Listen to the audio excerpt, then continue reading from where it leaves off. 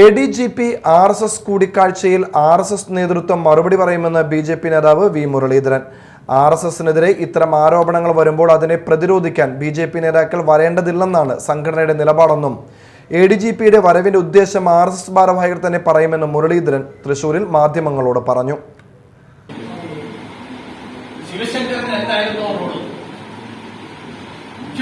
മുഖ്യമന്ത്രിയുടെ കുടുംബവുമായും അവർ നടത്തുന്ന എല്ലാ അവിഹിത ഇടപാടുകളും ആ ഇടപാടുകൾക്ക് ഒത്താശ ചെയ്തു കൊടുത്ത ആളായിരുന്നു ശിവശങ്കർ. MR അജിത് കുമാർ എന്ന് പറയുന്ന ADGP അതേപോലെ തന്നെയുള്ള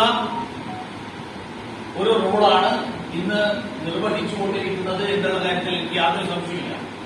അതുകൊണ്ടാണല്ലോ ഒരു ആത്മകഥ എഴുതാൻ അനുവാദം വാങ്ങിയില്ല എന്നുള്ള പേര് പറഞ്ഞ് ജേക്കബ് തോമസിനെ 2.5 കൊല്ലക്കാലമാണ് ഈ സർക്കാർ സസ്പെൻഡ് ചെയ്ത് നിർത്തിയത്. ഇത്ര ഗുരുതരമായിട്ടുള്ള കുറ്റകൃത്യങ്ങൾ നടത്തി എന്ന് പറഞ്ഞിട്ട് അയാളെ ഒരു വിശദീകരണ നോട്ടീസ് പോലും കൊടുക്കട്ടെയല്ല, അയാളെ ആ സ്ഥാനത്തുനിന്ന് പോലും മാറ്റാതെയാവില്ല സർക്കാർ. അതിനർത്ഥം പിണറായി വിജയന്റെ